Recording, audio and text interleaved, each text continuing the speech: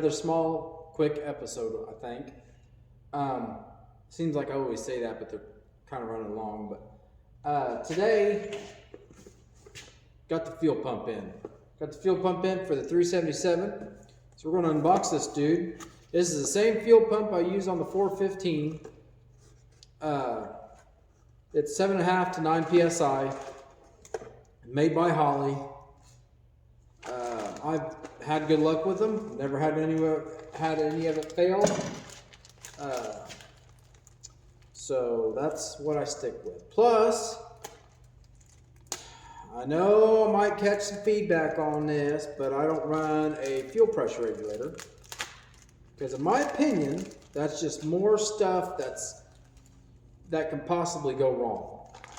I do try to keep it a little simple, but the more stuff that you have going on, that's just like, you know, with the coolant lines that I was telling you guys about, from here to there or from the heads. And that's just something else to leak. It's just something else to break, get a hole in it, ruin the night, ruin the motor, whatever. So, this is a Holley 12 327 13 fuel pump. Runs like $150, $160, something like that. Like I said, I've never had any problems with them. It's what I've used on all my motors. Comes with the gasket. I've already got the fuel plunger. I call it the plunger. It goes up inside of here, and it works with the front of the cam. It's got its own special lobe that hits. This is your pump here. This is your pump. This is what goes back and forth real fast, and that's what pumps the fuel from your fuel tank out to here, which then goes up to the carburetor. So, look at everything real quick. Just do a quick inspection. Everything looks okay. I'll have to get some fittings. I don't have the fittings for this yet, but that'll be all right. So let's find some bolts. I should have done this before I started the video, but you know me. But I think we got a couple right here.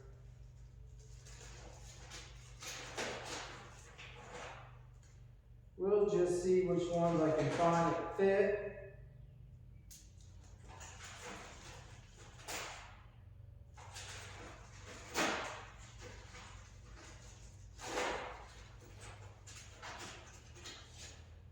Okay. Want to make sure that I have enough thread engagement. See, that's got 1, 2, 3, 4 threads. So the longer bolt looks like I've got 1, 2, 3, 4, 5, 6, 7, 8, 9 threads now.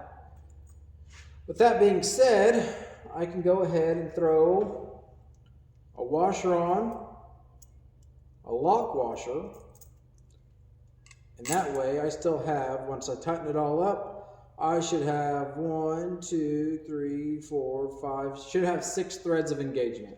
I think that's going to be plenty enough. The gasket holes never do seem to be big enough, but that's all right because you screw in the bolt here a little bit and it holds your gasket in place. And it holds everything else in place.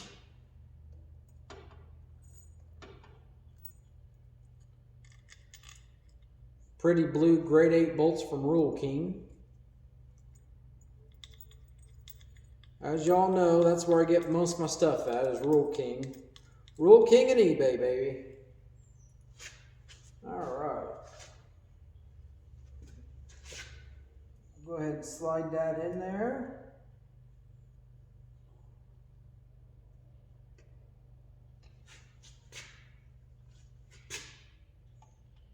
Oh, before I do that, I want to put a little bit of oil on the tip of this, just a little bit. I don't have to go real a whole lot. But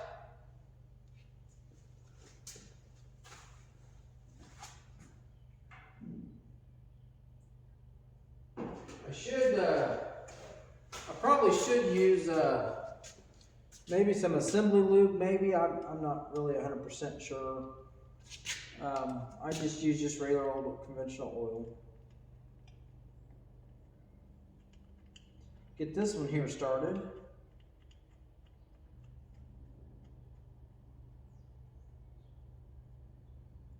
See if we can get this other side started.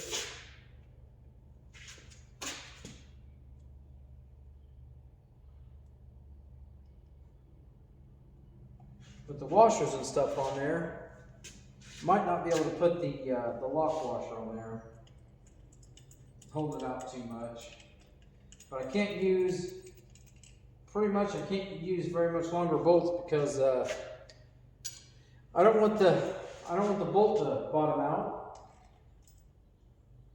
and it not be tight.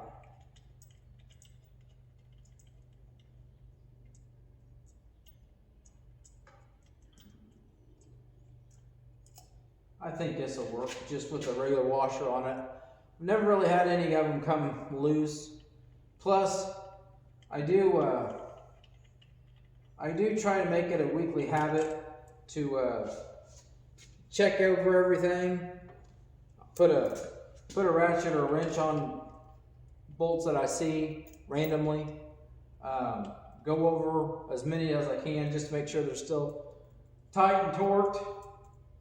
Once I do the break-in runs on this, I will do almost a full entire nut and bolt check, because when the engine heats up and then cools down, heats up, cools down, things do stretch a little bit, and we don't want anything to come loose and not double check. So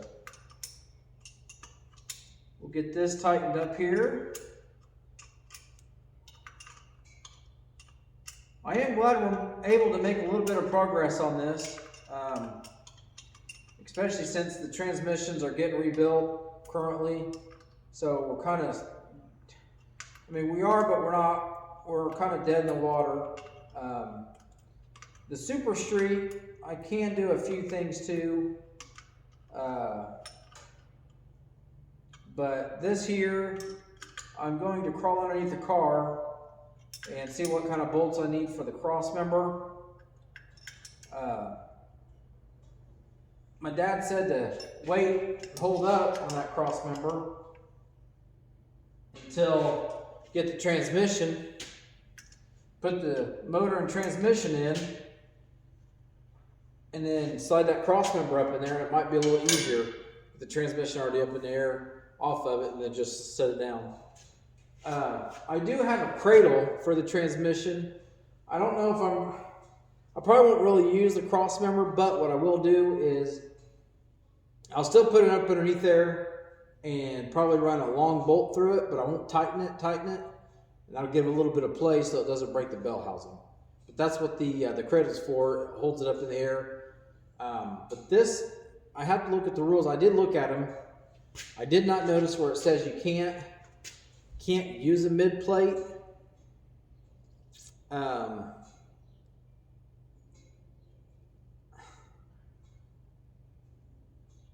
I might try to design something.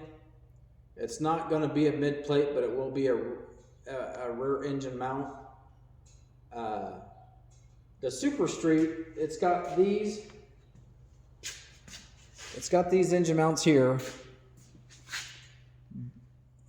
but on the back it has these ears, that bolt here, here, and here, and then it comes off as a flat point right here like that, and then it bolts down to here. I'll just show you. See if we can just show you what I'm talking about. Oh my gosh! Ooh, about ripped a hole in my pants. So let's see here if there's enough light. Well, maybe I can do this dude, and I don't know. probably won't be able to see it, but if you can see this motor mount right there, that's the rear motor mount. We'll see after a bit if it comes through or not, but it bolts right there, and all the way in, and it has the ear come off, and this is set up right off the tubes of the chassis. I didn't see in the rules it says I can't do that. This one just has a motor mount there and there. It doesn't have anything off of there or here. So I thought about maybe putting something in there, but the bad thing is they say, oh no, that's illegal, then what? That'd be bad going 400 some miles away for a big old race, lose a $500 entry fee and all the travel expenses and everything for that. So I don't know yet. I mean, I don't know. We'll figure it out. So now that we've got the flex plate on, the starter on, the fuel pump on, the water pump, power steering pump, I may see if Rich has some pulleys for the harmonic balancer and water pump, and then make sure that the pulley assembly that I have does line up with this before I ever put it in the car. It's so much easier to work on it outside of the car than it is in the car. The only other thing I need to get is I need to pull out the radiator, which, you know what? Maybe we can do that real quick. That way everybody can see the brand new radiator.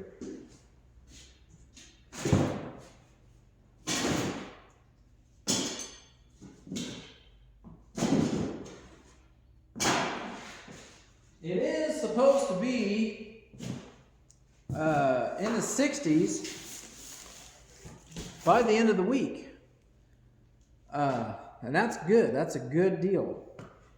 Because then I can open up the garage door, the big one here. And what I may do is I may open it up, get all this stuff cleaned out, moved around, lower the car down, the Super Street down, and try to move it out the way a little bit, and bring my toolbox over here. That way it's all in one building. That would be really nice. Okay, let's see what we got here. Because on the top, they make different water necks. One that goes to the right, one goes to the left. They also make the universal ones that spin. I don't really like those because there's a seal in there, and it can go bad. Like I said, I just try to keep it simple.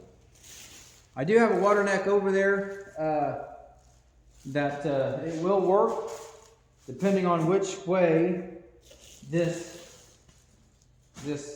mounts.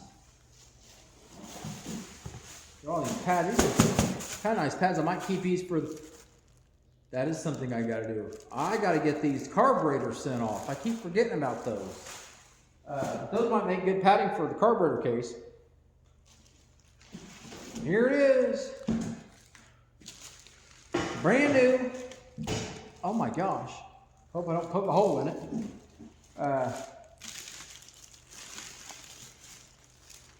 Brand new aluminum radiator. Can't remember. I got it off eBay. Just to let everybody know. I know that's a shocker. But let's see here. Got it off eBay. I think it's a dual pass, I believe. Dual pass radiator, 19 inches tall by, I want to say 31 inches. I think this is a little bit bigger one than I run in the Super Street.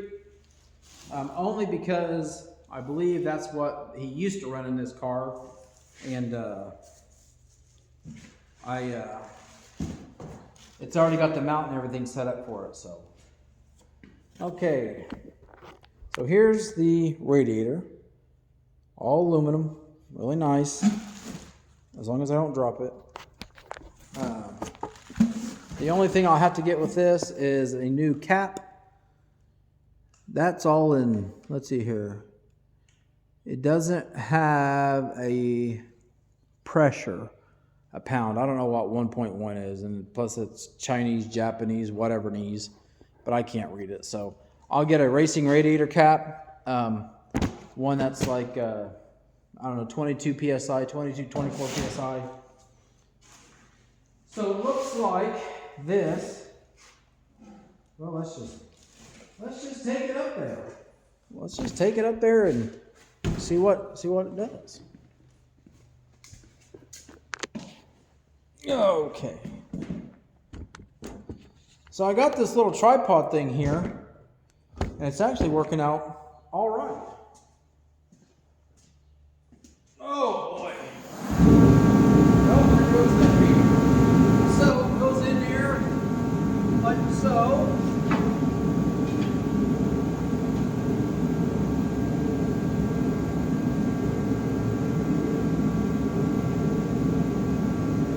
So it looks like I'll have to have the water neck pointing towards the driver's side, which would be the right side, I believe. I'm turned around backwards. But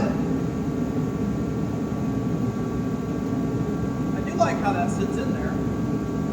I got some padding that goes down there in the brackets. Lots of room. I like that.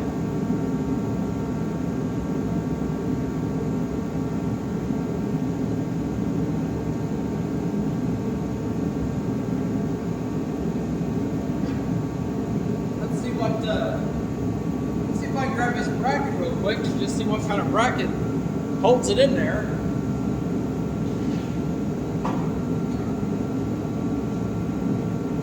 Kind of a custom deal here.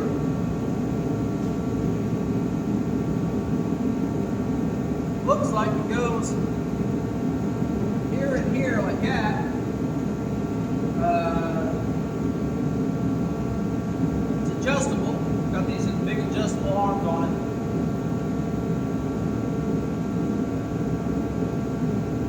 But from there, I don't really know. Not 100% sure how else that goes. But we'll figure it out.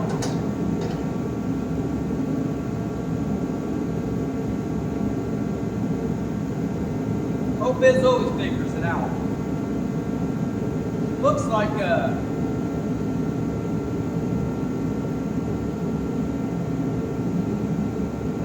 maybe it's a bolt down.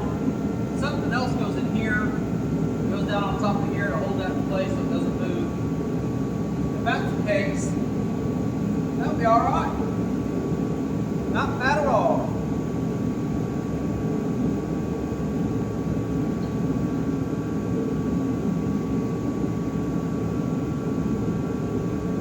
It's a pretty cool design.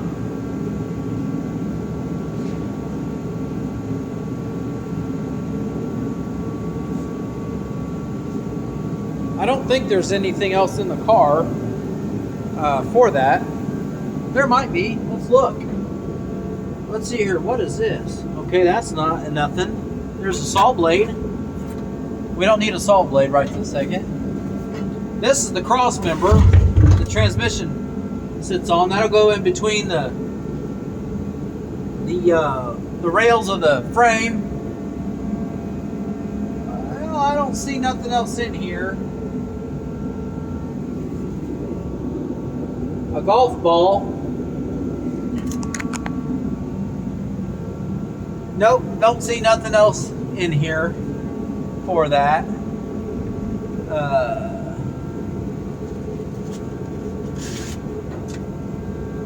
Go ahead and get this out of here.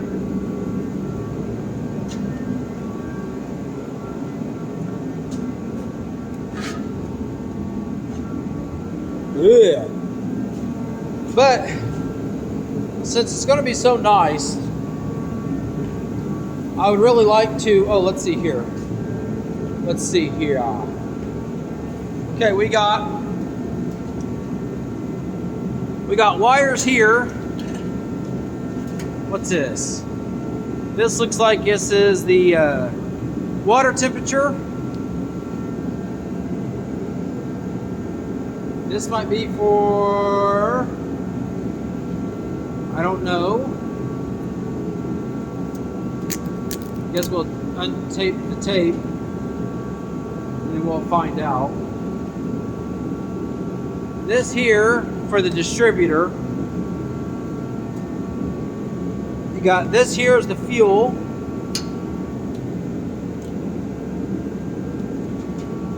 Okay, I hope this isn't for the starter. Let me see if I can put this down that way.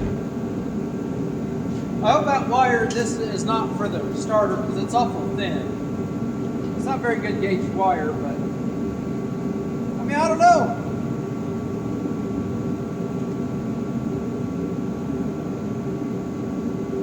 The way they got everything set up, I mean, it worked for them.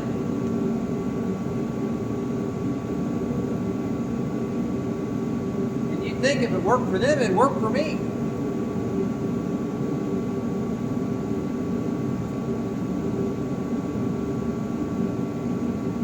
This is, let's see here. They really tied this up good. I don't know what this is for.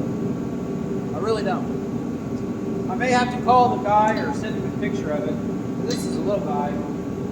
This may go for the, it's got a box, a rev limiter. And I don't run one of those in the other car. I've never ran one. I don't know anything about it. So this may go to the rev limiter. So you got that. This goes to the distributor. This probably goes to the tap. This is for the oil. Huh. Wonder where the battery cable is.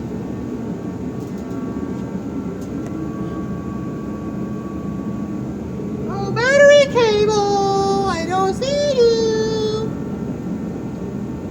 I don't. Well, let's just see if we can find it real quick. I did pick up a new battery. What we got in here? Okay, so there is a battery cable. It's red. Comes through the firewall. How's come I couldn't see that? Where's it going? Oh, okay, I see what they did. Look at this, folks. So this is the battery cable, if you can see that. So this is the battery cable, so I'll have a cable from here down to the starter, and then that way, maybe it's easier, I don't know. But so I got a new battery for this car. This battery for the Super Street still seems fine. So hopefully Friday, here's my plan. If anybody cares, Friday I would like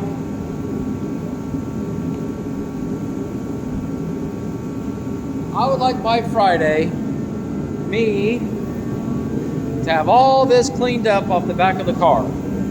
I can open up the trunk lid. I can open up the fuel cell. I can see if there's any fuel in it. I can take a test of it, make sure it's still good. Maybe we can get the fittings and stuff. Or up here, I gotta get a block off from here. I gotta get fitting for here and here. I will do, when I get this, my water neck, I will run a line from here to here, from here up to the water neck on this side, and right here up to the water neck. Actually, I I have this and I have this. I might take those out and I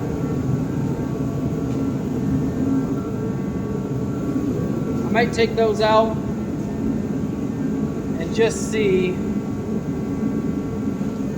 get some fittings that fit there and run the lines from here to here and then here to up here and not worry about the water neck. Speaking of the water neck, I said I need it pointing to the driver's side. I still have to get a gasket for it, but that's the least of my worries. It's like $4.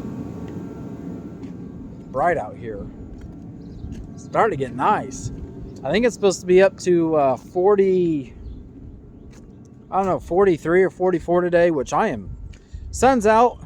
Y'all might think I'm crazy, but if the sun's out, I mean, I could walk around t-shirt. 40, give me 42 degrees, 45 degrees and sun out. Boy, let me tell you, that's t-shirt weather for me. All right, let's see here. I seen this. Oh, here it is. Look at all this junk. I got so much junk. I need a what do they call it? A intervention, a junk intervention. I mean, I got junk everywhere. But I will tell you one thing. Some people call it junk, but I make use out of most of it. All right, so here's the water neck that I got. It's old, but it is aluminum. Try to keep as much weight. It's really crazy what weight does to how a car handles. Really crazy. So the more weight you have up front, the harder it is to turn, to steer. You want a lot of the weight on the rear and on the left rear of the car, I think, because that gives you traction. Okay, this water neck, boom, look at that, right on there towards the, is exactly what I need. See, that's why I don't throw stuff away. Some people would be like, well, that thing's old and junk. That thing is old and pristine, because I got to get me a gasket. I'll clean it up a little bit. Right there we go. Boom. Perfect.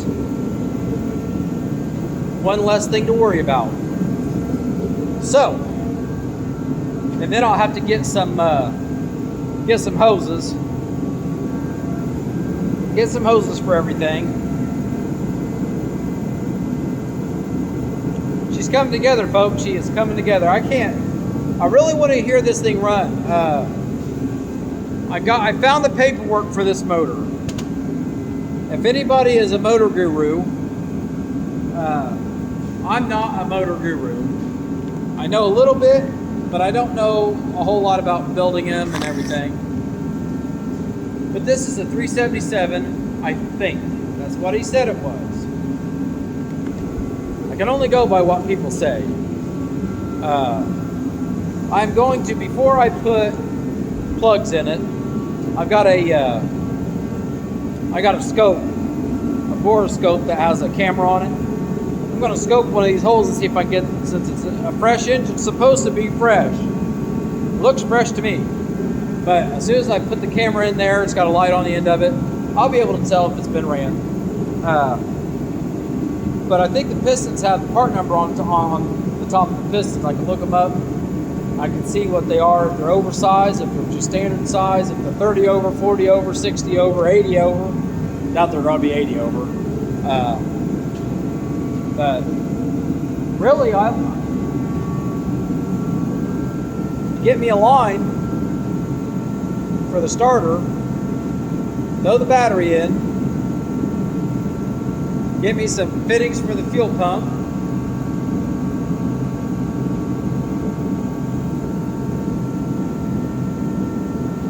it's getting close.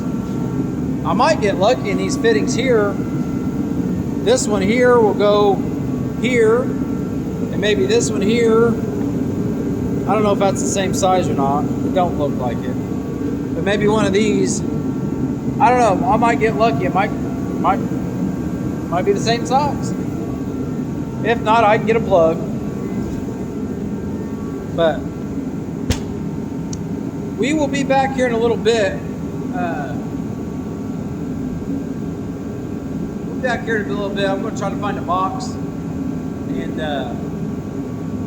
we may end up taking that carburetor off, the Willys carburetor off the Super Street here, and get that sent in over there. Because the longer I wait, I mean, they got a lot of carburetors to refresh. So the longer I wait, the more I'm on the back burner. So hopefully I'll be ordering my shocks here in a week or so. Get those in, get them on, shocks and springs. And then the next thing, the big purchase I got to do is I want to get some scales. Get some scales, get this thing on scales, get this on scales, some cross weight, rear weight percentage, all that stuff. And then I've had a couple of people reach out to me and said that they are willing to help. The only bad thing about that, as I will tell you, is what works for one person in their car may not work for me in this car or that car. But they can tell me a good starting point with ride heights and where I want the weight and the percentages. But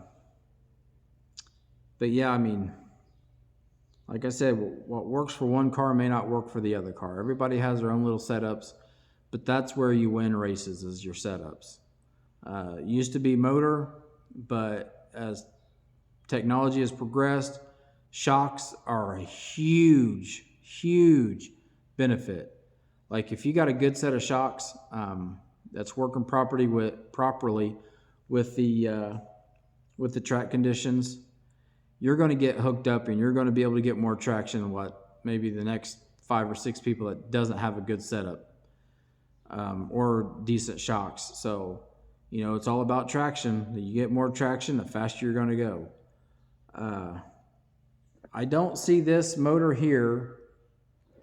I don't see it putting out a whole bunch of horsepower. When I mean whole bunch, I mean like, if I had to guess, it would be right around, I don't know, 480, 500 maybe. The motor, the 415 that's down in the Super Street with a 4-barrel, properly tuned, that's the big thing as well. Properly tuned should make right around 630. That's what I was told. With the 2-barrel on it, it's more like 580, 570, 580. But I'm working on getting in touch with a person that has a dyno, and it's really close. So if I can get in and get it over there, then we can really get down to business and really properly tune them for maximum what we can do. And we can detune it while I'm there. I can take notes, and if it's like a real slick condition and I don't need the horsepower, all those high horsepower engines, when it's slick, they just sit there and spin. Doesn't matter the shocks or this or that. Some of them lower horsepower motors, they'll get more traction because they don't have all that horsepower going to the rear wheels. So if I need to take some timing out, that's a good way to drop some horsepower. It might be only 20, 30 horsepower, but that's 20, 30 horsepower less. And that might be all you need. It might be all you need to get off them corners and get traction. So, trying to think. I think that's going to do it for now. I'll come back if I decide to take that carburetor off and get her all boxed up. But until I get some more parts in, you guys keep it safe and come back for the next episode. You guys have a good day.